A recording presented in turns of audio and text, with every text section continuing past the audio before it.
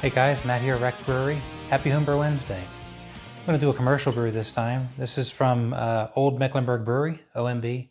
It's a local brewery here or near me. It's in Charlotte, North Carolina. This is called Munzler's Vienna Lager. It's inspired by North Carolina's first brewer, which the information here on the bottle says Martin Munzler, who is North Carolina's first brewer. We created this crisp, satisfying, smooth lager with a slight toastiness courtesy of darker malts typical in Munzler's era. Just like Munzler promised in his first newspaper advertisement in 1860, OMB is always prepared to furnish you with the beer of the first-rate quality. Prost. What's interesting about this, I'll show you. So there's a give a close up here, I guess, of the bottle. So it's not really a full review, but just something that we're trying this time. So what's interesting about this, if you look at the cap here, turn it around. It's got an interesting pull tab on it. So you actually don't need a bottle opener for this one.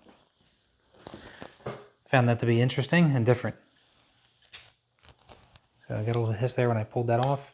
Just pull the tab off. I've already had one of these, so I already know what I'm getting into. Again, this is not going to be a full review or anything. It's just something different. So actually, what's inspiring me for drinking this tonight, been getting in the thought process of that malt experiment that we've been planning out. We have a recipe figured out, we have some of the rules figured out, and we have an idea of where we're going to go with this. And some information is going to come out very, very soon. So stay tuned for that. But look at that, real clear beer. It's got a nice, it's like a nice, light copper color to it. Plenty of carbonation.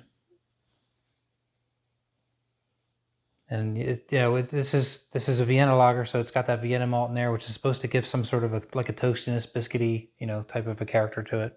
I don't know how much Vienna they used in it, but I drank one last night. You got a lot of that character, so I would assume they used quite a bit of it. That was the base malt that they used, and they probably used the majority of Vienna malt, I would imagine. But cheers.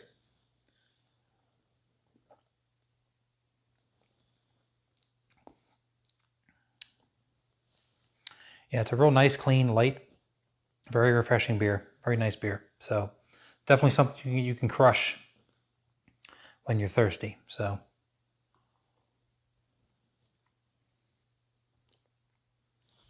I've had a few beers from these guys since we've moved down here, and they haven't disappointed yet. So, and I'm not a huge fan of putting a ton of Vienna in my beers. I've used it before to give a little bit of that malty character, that biscuity, toast notes to the beer, and it's nice when you use it in small quantities. It kind of just adds to whatever you've been putting into your malt bill.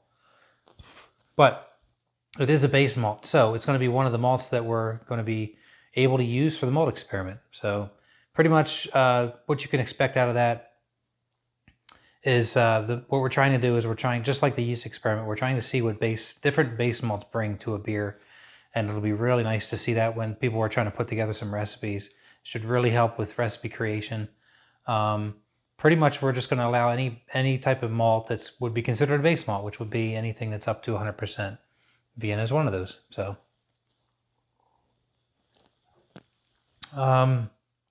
let's see. So not a whole lot of updates this week, so we'll make this short. Gary's actually a little bit ahead of me on the New Zealand Pilsner collab. He went ahead and already moved it along and dry hopped it and added the lime zest. And just like I've learned from past beers, we tried to really tone down the lime. So he zested, I believe, 3/4 of a lime, which even still was a little bit on the heavy side. So when I go to zest mine, I think I'm going to do a half. So just enough to get a hint of that lime in there without overpowering it. The last time I used lime zest in any type of a beer, I used, I believe it was 3 that I used in my pale ale for the SJ Pour Challenge. And I mean, the taste and the aroma is great on it, but it just killed off the head, I think. So I think using that in small quantities does go a long way. So when I go to do mine, I'll use less. and dry hopping as well. Now, I had a bit of an issue on my side, so we wanted to make sure that this is as fresh as possible. So I'm not actually going to dry hop my beer until next week. So what I did was I've already cold crashed the New Zealand Pilsner. It's already lagering, and I wanted it to lager for a good couple of weeks, 2 to 3 weeks, before I added in the dry hop, and then let it sort of finish out that last week. The problem is I had nowhere to put it.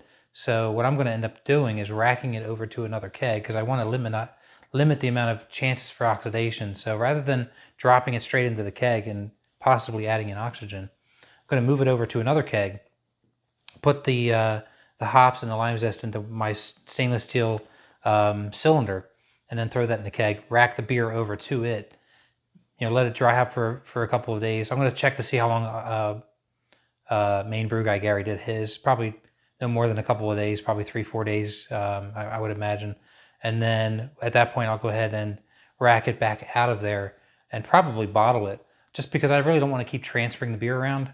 So rather than transferring it off, it would have been nice to have it in a keg for myself. But the safer route might just be to bottle the whole thing, because I've already transferred it into a keg. I have to transfer it into yet another keg to dry hop it. And then I can't, of course, leave it sitting there forever. So I need to get it out of there and bottle it. So, alternatively, I could move it back to the other keg again. But the other thing I've been thinking of is seeing with the new keg, I got to check it out, see if I can sort of rig some kind of a suspended idea on the lid. If I can figure out how to get the stainless steel cylinder. I'll show you here. So this is what I'm talking about using here. So this has worked real nice for hops. I've used it for coconut and other things. It does have a little bit of like a key ring on the top, so you can suspend it. However, my current kegs don't have a way to secure it to the lid itself without messing up the gasket. I could put something over top from the outside, but that would break the seal by having something going through the gasket. Now this new keg that I have, we can check it. We'll do this live, because I actually didn't check this yet. So we'll see if it has that feature. If it does, then I guess that's what I'm going to do.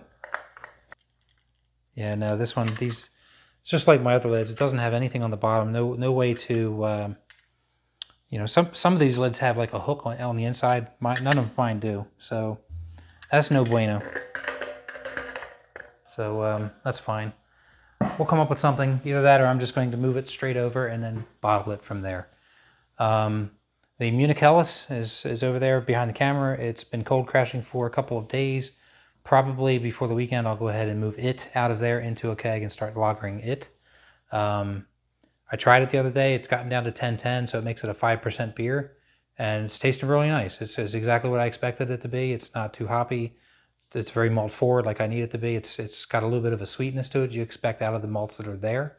I think the melanoidin kind of helps bring some of that forward. And that's going to be a real nice summer beer as well. So that is if it lasts until summer.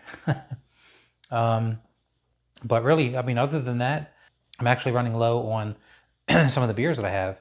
So I have my keg that still has the Yamato's Demise in it. But being that that's the only thing I have on tap at the moment, I've been going through that pretty quick. I do still have probably about a case of bottled beer, but that's been leaving here quickly too. As I've been getting stuff done around the house, everybody being sort of in quarantine, other people in the neighborhood have been helping each other out with projects. I had a guy come over here and clean out my gutters.